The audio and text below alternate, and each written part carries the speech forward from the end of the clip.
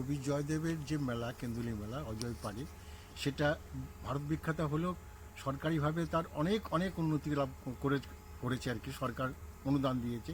কিন্তু আমাদের দুর্ভাগ্য বিষয়, আমাদের এই বাবা পেরেচাঁদ বাউলের কোনো প্রচার হয়নি, বা উনি প্রচার বিমুখ ছিলেন। যদিও উনি সাধক পুরুষ ছিলেন, এই সাধক পুরুষের প্রয়াণের সঙ্গে সঙ্গে আমাদের এই কেন্দুলি মেলা শুরু হয়েছে।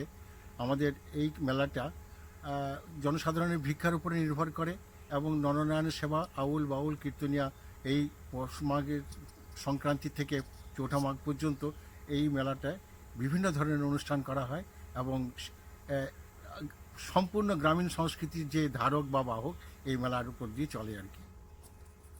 আপনাদের মেলা কখন থেকে চলছে? আমাদের মেলা শুরু হয়েছে 1010 সালে, বাংলা 1010 সাল।